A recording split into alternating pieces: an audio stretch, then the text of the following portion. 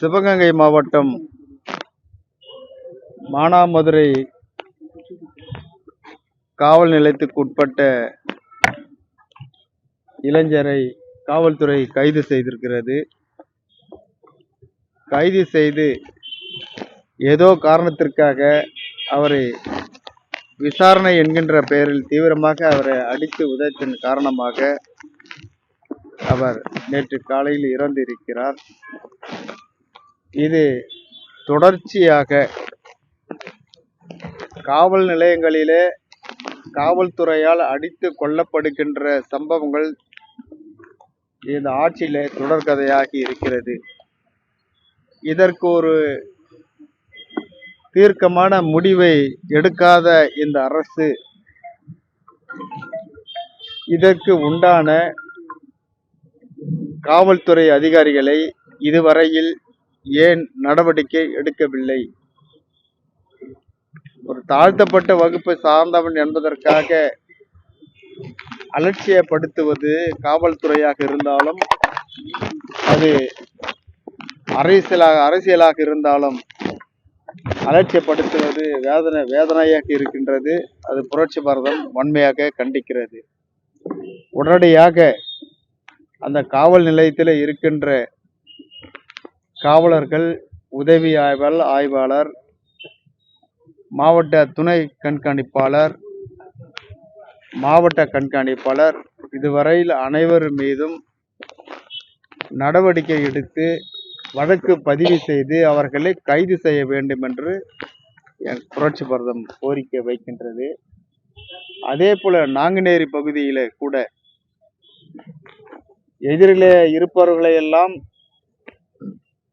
வெட்டுகின்ற ஒரு சூழல் திடீரென்று தமிழகத்திலே இது போன்ற சட்டம் ஒழுங்கு சந்தி சிரிக்கின்ற வகையிலே நடந்து கொண்டிருப்பது வேதனையாக இருக்கின்றது. என்னதான் போதையிலே இளைஞர்கள் வந்தாலும் இவ்வளவு கீழ்த்தரமாக, இவ்வளவு மோசமாக, இவ்வளவு வெறியோடு, போதை வெறியோடு தாக்குகின்ற ஒரு சூழல் இதே கடந்த ஆட்சியிலே இன்றைக்கு இருக்கின்ற ஆட்சியாளர்கள் எதிர்கட்சி வரிசையில் இருக்கின்ற பொழுது இதேதான் சொன்னார்கள். நாங்கள் ஆட்சிக்கு வந்தால் நாங்கள் கொண்டு வர மாட்டோம், நிறுத்தி விடுவோம் என்றெல்லாம் சொன்னார்கள். இன்றைக்கு இவர்கள் தான் அதிகமாக கடைகளை திறந்து டாஸ்மாகை அதிக விற்பனை செய்கிறார்கள். வேதனையாக இருக்கின்றது. எதிர்கட்சியில இருக்கின்ற போது ஒரு பேச்சும், ஆளுங்கட்சிக்கு வந்த பிறகு ஒரு பேச்சுமாக இன்றைக்கு ஆளுங்கட்சிக்காரரிடத்திலே நிலவி கொண்டிருக்கின்றது. இதுபோல் தொடர்ந்து தமிழகத்தில் குறிப்பாக தென் மாவட்டங்களில சாதி வெறியோடு நடந்துவதும், சாதி மோதல்கள் நடப்பதும், தாழ்த்தப்பட்ட மக்களை தொடர்ச்சியாக தாக்குவதும், அவர்களை கொலை செய்வதும் இது தொடர்கதையாக இருக்கின்றது. இந்த அரசு சட்ட ஒழுங்கை சீரான முறையில கையாளவில்லை என்பதுதான் இங்கே தெரிகிறது. ஆகவே சட்டம் ஒழுங்கை சீர்படுத்தி இது போன்ற சாதி மோதல்கள் இல்லாமல் இந்த அரசு பார்த்து கொள்ள வேண்டும். பாதிக்கப்படுவது தாழ்த்தப்பட்ட மக்கள் தான். இது வேடிக்கை பார்க்க மாட்டார்கள் என்று இந்த அரசுக்கு நாங்கள் ஒரு எச்சரிக்கை கொடுத்து, இப்போ வர சட்டமன்ற தேர்தலில் கடந்த முறை போட்டியிட்ட கூட கூடுதலா கேட்க வாய்ப்பு இருக்கானா? எவ்வளவு இடங்கள் கேட்கிறீங்க? இல்ல, கடந்த தேர்தலே கூட நாங்க 4 தொகுதி வேணும்னு தான் கேட்டிருந்தோம். கடைசியா 2 தொகுதியாவது கொடுங்கன்னு கேட்டிருந்தோம். 1 தான் கொடுத்தாங்க. அடுத்த முறை பார்த்துக்கலான்னு சொன்னாங்க. அதே போல எம்பி தேர்தலையே எம்பி சீட்டு கேட்டிருந்தோம். தேமுதிக அன்னைக்கு ஒரு தொகுதி ரிசர்வ் தொகுதி வேணுன்றதுனால இது கொடுத்துட்டோம், தப்பா எடுத்துக்க வேண்டாம், சட்டமன்ற தேர்தலை பார்த்துக்கலாம்னு சொன்னாங்க. அதனால எங்களுக்கு கூடுதலாக தொகுதி கிடைக்குன்னு நாங்கள் எதிர்பார்க்குறோம். இருந்தாலும் 4 தொகுதியை நாங்கள் எதிர்பார்த்துட்டு இருக்கிறோம். 4 தொகுதி கிடைக்குன்னு எதிர்பார்க்குறோம். பேச்சுவார்த்தை மூலமா தெரியும்.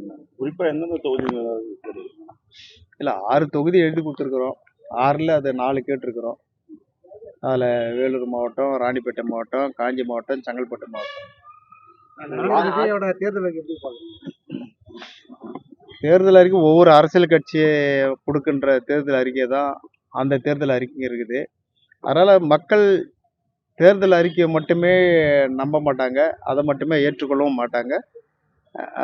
யார் வந்தால் சரியாக இருக்குன்று மக்கள் தீர்மானித்திருப்பாங்க. அதுதான் நடக்கும். அவரோட மனைவி வந்து விவாகரத்து கோரி நீதிமன்றத்துல மனு தாக்கல் பண்ண இந்த நேரத்துல திரிஷாவோட அவரு வரவேற்பு நிகழ்ச்சிக்கு வந்திருக்காரு. அதை நீங்க எப்படி பாக்குறீங்க? அது வந்து அவங்களுடைய சொந்த பிரச்சனை, சொந்த கருத்து, குடும்ப பிரச்சனை. அது சரி இருக்காது. நம்ம இலவசம் யாருமே கொடுக்க கூடாது அப்படின்னு சொல்லியிருந்தாரு. இப்ப அவரே வந்து இலவசம் அறிவிச்சுக்கிறாரு. அது அந்த கேள்வி அவரு கேட்டிருந்தா நல்லா இருக்கும். பொது தொகுதியில உங்களுக்கு இடம் கொடுத்தா அதுல போட்டிடுவீங்களா? பொது தொகுதியை நம்ம கேட்கல, கொடுத்தாங்கன்னா கண்டிப்பா போட்டியிடுவோம். லாக்அப் டெத் தொடர்ந்து நடைபெற்றது தமிழகத்தில். அதை தான் கண்டனம் தெரிவிக்கிறோம். தொடர்ந்து லாக்அப் டெத் நடக்கிறது, அதுவும் சாகிறது எல்லாமே வந்து தாழ்த்தப்பட்ட மக்களாக தான் இருக்கிறாங்க. அதனால தான் நாங்கள் வந்து இந்த அரசுக்கு கண்டனம் தெரிவிச்சிருக்கிறோம். இந்த அரசு வந்து சரியான நடவடிக்கை இல்லை, சரியான ஆட்சியாளர்கள் நடத்தவில்லைன்னு தான் எங்களுக்கு தோணுது. அதனால தான் சொல்லியிருக்கிறோம், அனைவர் மீதும் நடவடிக்கை எடுக்கணும். நடவடிக்கைன்றதை விட அவங்க மேலே வழக்கு பதிவு செய்யணும். பதிவு செஞ்சு அவங்கள அரெஸ்ட் பண்ணணும்னு தான் நாங்கள் கேட்குறோம். என்டிஏ கூட்டணியில வந்து தாவேக்காவுக்கு அழைப்பு விடுத்துக்கிறதா பேசப்பட்டு வருது. அப்படி தாவேக்கா வந்தா வரவேற்பீங்களா நீங்க? இல்லை, கண்டிப்பாக வரவேற்போம். ஆனால் அது உண்மையான்றது தெரியல. ஏன்னா எல்லாரும் பேசுற மாதிரி அது பரவாயில்ல, ஒருத்தர் மேலே ஒருத்தர் பேசுறது தான். அது இவர் சொன்னார், அவர் சொன்னார்னா உண்மை நிகழ்ச்சி என்னன்னு தெரியல. அப்படி வந்தால் கண்டிப்பாக அனைத்து தமிழ்நாட்டில் இருக்கிற அனைத்து தொகுதிகளையும் இந்த கூட்டணி தான் வெற்றி பெறும், என்டிஏ கூட்டணி.